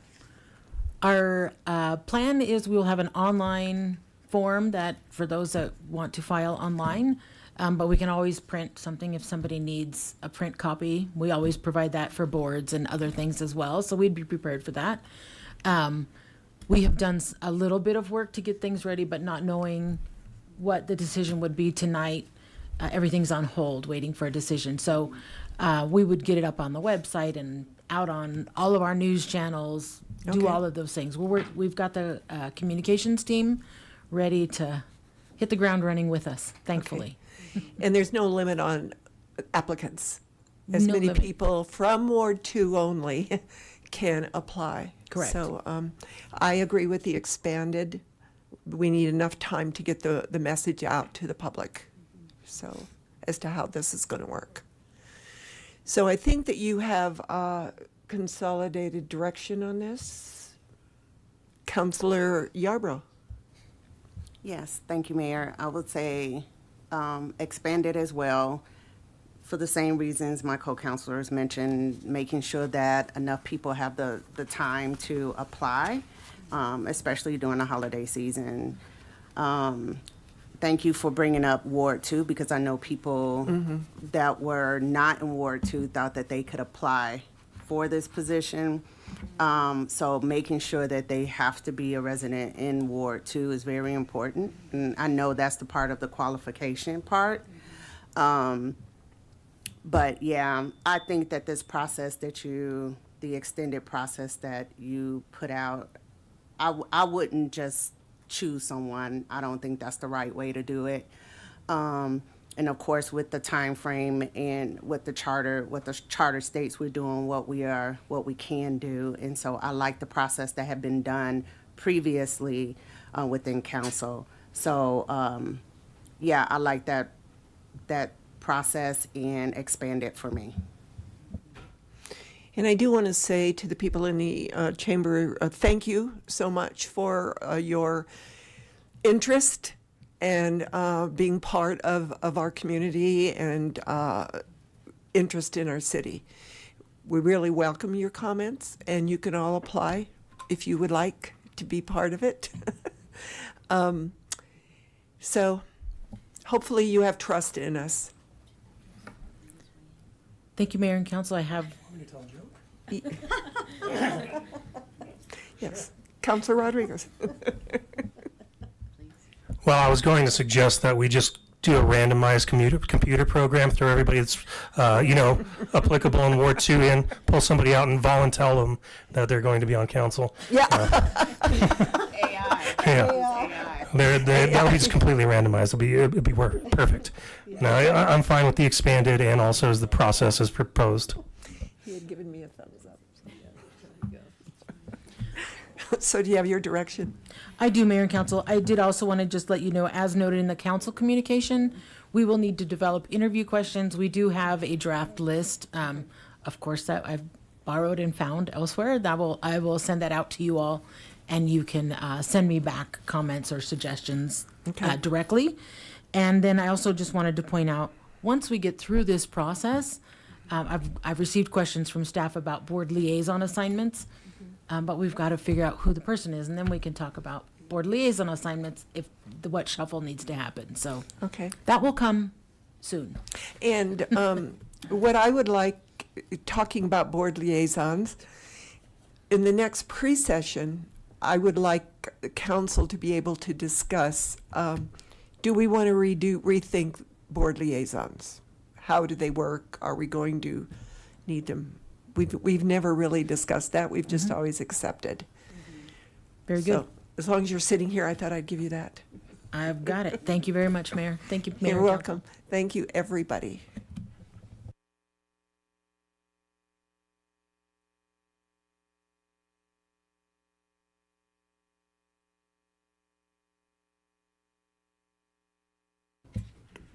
Councilor McCoy? You need a motion to recess as Longmont City Council and reconvene as the Longmont Housing Authority Board and Commission? Yep. It's been moved by Counselor McCoy, seconded by Counselor Yarbrough, that we recess as the Longmont City Council and convene as the Longmont Housing Authority Board of Commissioners. The resolution that we are looking at is, oh, that's right. I was just going to zip right into it. Okay, let's vote. Oh, okay. All those in favor? All those opposed? We are now convened as the Longmont Housing Authority. Me too. So what we are looking at is resolution number LHA 2024-35, signing authority to enter into a cooperative procurement agreement with Omnia Partners for the LHA security cameras project. We've discussed this at the LHA meeting, so I'm going to hand it off to you, Harold. Yeah, so as you all know, on the Housing Authority side, we've been trying to get cameras in place, and we've been going through the federal procurement process. Okay. And this was an item that came up in between meetings that we need the ability to sign this agreement so that we can finish the procurement of the cameras to meet the requirements. But nothing else that has changed in terms of what we've gone over for you. It's just an administrative approval by the board so that we can sign the documents. Okay. Is there any discussion by counselors? Can I have a motion? I move resolution number LHA 24-35.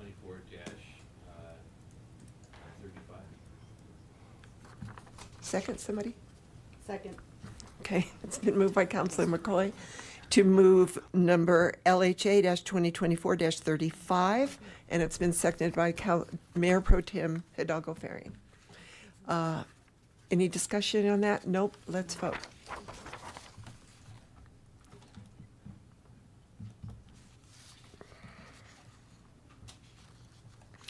That carries unanimously. Thank you.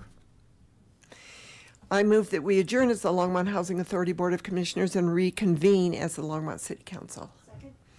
All right, I made that motion, seconded by Counselor Martin. Let's vote.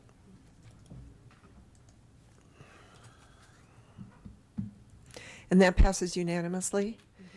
We're now at Mayor and Council comments. Are there any comments by our council? Counselor Martin. I just want to say once more, it's been an honor and a privilege, maybe the best thing I've done in my life. And bye, guys. Well, that was short and sweet. Bye, Marcia. Counselor McCoy. Thank you, Mayor Peck. I just wanted to remind people that today is Colorado Gives Day. Our library, museum, and the Callahan House, and local nonprofits are like the Our Center, the Hope, the Community Foundation, as well as the Old Firehouse Art Center, and so many others need your help. And this is a direct way of giving back to your community. Please give generously. So I do have, yep. That's what I was going to say. Okay, perfect. We have the Longmont Parade of Lights, and our direction to council was that we have the high schools design and decorate a float for us. That isn't going to happen. We did not give them enough time. Maybe next year. And then it was suggested that we use our new microtransit shuttles. But I rode in one, as did Counselor Yarbrough and Counselor Christ on Monday. Gosh, that was just yesterday. And so long ago. And I realized that they have windows that are shaded, and nobody would be able to see us in there, except for the front seat. So we would have to use all 6 vehicles and one person sit in each one, and that just isn't really acceptable. So we're back to the drawing board on Saturday's Parade of Lights. Suggestions from staff? Well, Mayor, certainly during the Veterans Day Parade, some people just opened their van doors. I know you said that would be pretty cold, but that's going to be true of any kind of float, but you could open those doors. We could also see if we could have some other vehicle that carries you next to that van so that you're still promoting the ride piece, if that's something that's of interest to you. I do think anything you do might be cold. I hate to say that, but it is December, so I'm afraid that may be a possibility. But you could certainly open those doors. We could certainly, have another pickup truck with you or something to that effect so that you can kind of stay with that van. Or I think maybe we could even make the cars available if that's possible. Roll down the windows in the cars. Those are my ideas at this particular second. I know this is so last minute as of yesterday. How many folks are going to be at the parade? Yeah, I am. Everybody? Okay.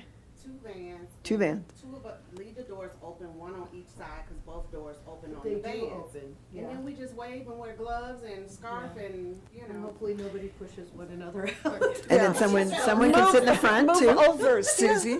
Yeah, and someone can sit in the front. So if there's two of you on each door and then one in the front, that's 6 of you, so. Okay, what do you think? Everybody good with that? Are you good to go? No, wait, no. All right. Sorry, it sounds like we can't have 2 vans. Hang on. So, so in the break, Councilmember McCoy said, Oh, okay. okay. Right, they can't take the 2 vans out of service because they need to use them for the service. I might use one to get down there, so. So, if I can jump in, Councilmember McCoy talked about having some type of bucket truck or something like that. We could potentially do 1 van. I don't know if we can get a, I do believe they're already in the parade, right, David? I do think the bucket truck, Scott Roche had already worked out for you to be in the parade, right? There's at least one in the parade that would be all lit up.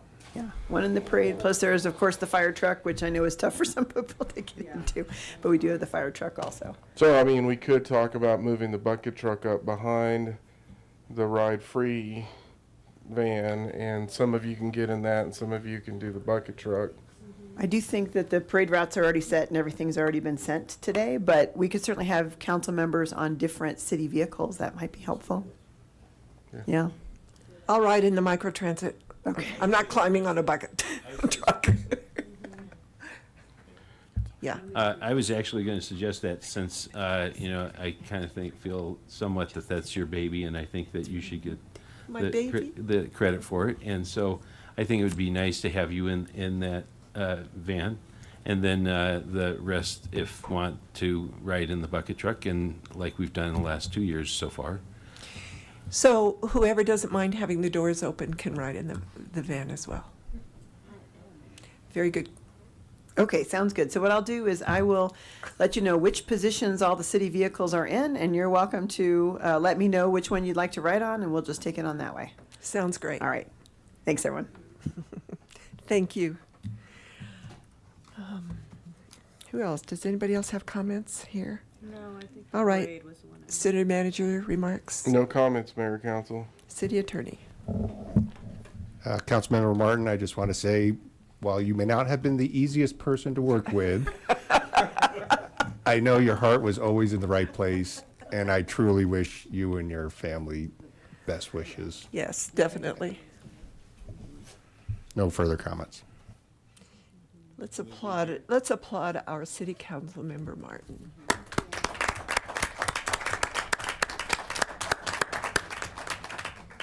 Thank you. And with that, I move that we adjourn. It's been moved by myself, seconded by Councilor McCoy to adjourn. All those in favor? Aye. Aye. Yay. We are adjourned. Thank you, everyone.